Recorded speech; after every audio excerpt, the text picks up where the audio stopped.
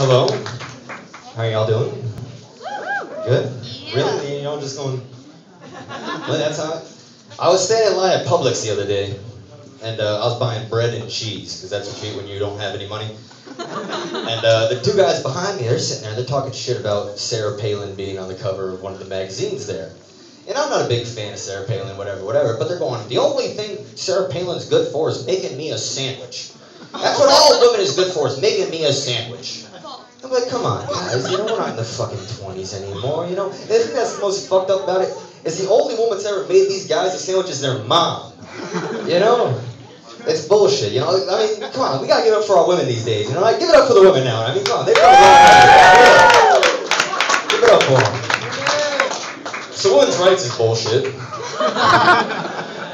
No, so I'm broke, I have no money. And I was looking for a quick fix how I can make some money, so I looked up donating sperm. Because I'm good at that. I can do that, you know, as many times as I can. But there's a whole bunch of requirements you gotta fulfill. You gotta be above 6 foot tall.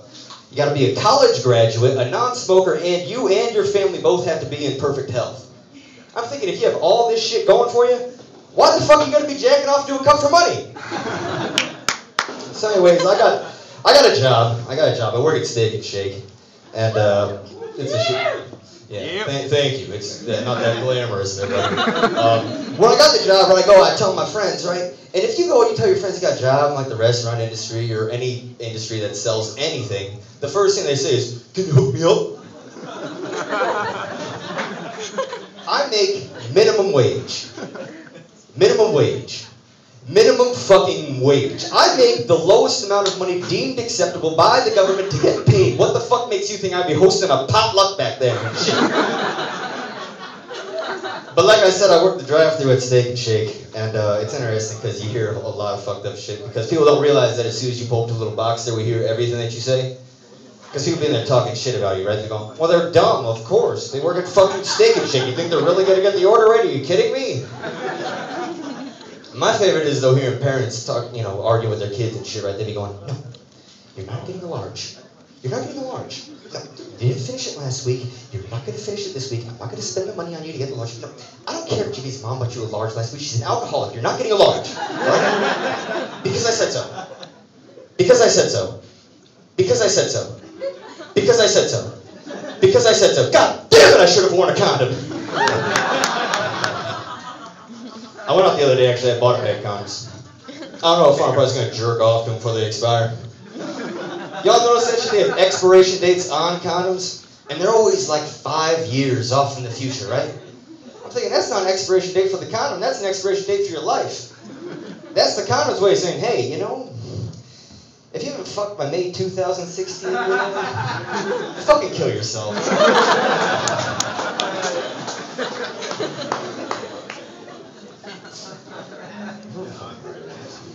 So I came home the other day and I caught my roommate jacking off. There ain't nothing worse than walking in on another guy giving himself the business at 3:30 in the afternoon, man. It's like an old lady churning butter and shit. I walk in there, he's in there talking about...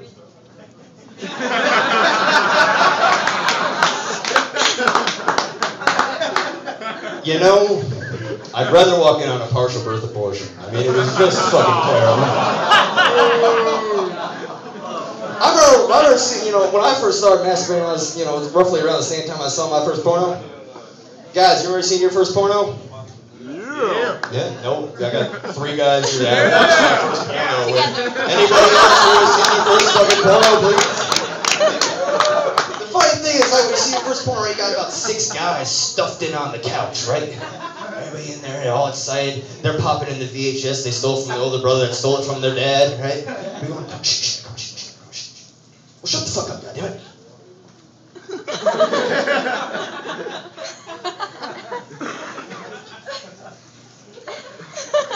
Ozzy dry out because he hadn't blinked in so long. And the funny thing is, right before the opening credits are even halfway through, your dick's harder than it's ever been before in your life.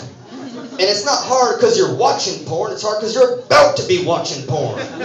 You couldn't wait to get home, right? Crank went out in about 13 seconds. Not anymore. Nowadays, you get into bed, you gotta coax yourself into it, right? You get in there and go, oh, shit. I guess I can do it. Really out of the mood, but It'll put me to sleep fast, that's for goddamn sure. So, yeah, I did laundry last week. I suck at doing laundry. I might be the absolute worst at doing laundry. When I do laundry, I do one load. I stuff everything into the wash. I'm not racist when I do my laundry. All the colors go in there. Whites and blacks, colors, and all that shit go into the washer. Then I take the clothes out of the washer, and I stuff them into the dryer. And that's where they stay for about 4 days once they're done drying. That's where I get dressed now, is at the dryer. Being there pulling clothes out and getting dressed. I got a mirror in my laundry area to help me when I get dressed in the afternoon when I wake up. You know? And, fuck. Where was I going? But after this, about 4 days of getting dressed at the goddamn dryer, I take the clothes and I put them in my laundry basket. So what I got going on now is I got the dirty clothes in the clean, or I got the clean clothes in the dirty clothes basket, the dirty clothes all over the floor of my room, and I don't have shit in my closet or in my dresser. It's fucked up. Apparently I'm the only motherfucker that does this. Really. But so it made me thinking about how men and women clean much differently. Like women and men, like women, they do the dishes, right? They got the, they scrub them and they put them in the dishwasher immediately. Men let them pile up for about a week in the sink, and then they throw them into the dishwasher with all the shit on it still. Women dust, and they use Swiffer when they dust. Men don't dust. And if they do dust, they use a paper towel. If they use a paper towel, they use a sock they had on their foot. But what really gets me is when you start doing, the cleaning the toilet and everything, right? You get that ring in the toilet, the water stain or whatever. Women go in there, they got the toilet bowl cleaner and the brush. Men just go in there and piss real hard at the stain until it comes off. It takes weeks to clean the toilet. But, this non-cleanliness doesn't just stay at home, it goes into the men's room, right? You go into the men's room out in public, and you go in there, it's always in shambles, and it's, everything, the sink is still running, paper towels are all over the floor, and there's never any soap in the men's room. But I've never seen a motherfucker wash his hands. I've seen plenty of guys being there tearing it up in the stall, making all kinds of noise and shit. Come out and say, fuck it, I don't have time for that. And go right for the door. Right? Shit fingers all over the wall and everything. Which fucks up the whole point of the automatic bathroom. You see these days, everything's automatic now. You got the soaps, the sinks, toast, the urinals, paper towels, the hand dryers, everything's automatic. It's all done to stop the spreading of germs. But what's the point when some prick skips the last step and puts his shit hand directly on the door? But like I said, there's no soap in the men's room, but there's plenty of pubic hair. You walk in there, man, I'm tired of walking in the men's room. It's like walking into a fucking barber shop, man.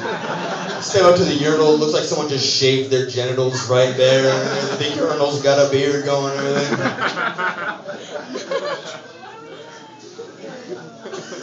I didn't shit in the public men's room until I was about 16 years old because of that shit, man. I mean, I really had to shit. You ever have to shit so bad that every step that you take better be one step closer to the toilet? You ever have to shit so bad that the next place you sit down better be on a toilet? You ever have to shit so bad that you don't even think traffic laws apply to you anymore? You ever have to shit so bad you don't even unbutton your pants, just pull them down once you get to the toilet? You ever have to shit so bad that you piss after you shit? That's enough. That's enough. Oh. So I was watching the news, and they were talking about some crime that happened, and they give this police description, right? I just love how the police descriptions vary so vastly between white people and black people. Like, a black guy commits a crime, like, well, he was a, medium height, medium build, wearing dark clothing. We're probably never going to find him. But a white guy commits a crime that's so descriptive, he was 5'9", 173 pounds, he's wearing a size 32 waist, he had a Jacksonville Jaguars jersey on, I'm pretty sure by the looks of his name was Kevin.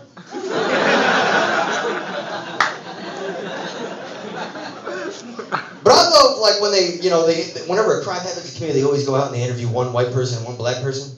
Right, they go on the black people's doors, right? Black people want nothing to do with the news crew being on their doorstep, right? They barely poke their head out, right? They're going, I didn't see shit. But white people love to be on the news, right? They come out there, they go up there, they got the door wide open to their house, kids and shit are running around, you can see what's going on and everything. And they're always the most redneck white people, right? They're like, well, what did you see? Well, I tell you, I was sitting on the couch there drinking a Keystone Light and I heard all this commotion going on outside. So I threw on my shorts real quick and I went out the front door. This big old mean son of a bitch running my way with the car steering in his hands. So I called the house for my brother Leroy to come out and I said, Leroy, get your drunk ass on out here. Well, y'all know Leroy, he's a good for nothing son of a bitch. He stayed in the house. So I got on the ground right there, getting right there on the ground. All these gunshots going off and everything, man. What's running around my head? About to run on back to Vietnam. God almighty. Thank you all very much. Thank you.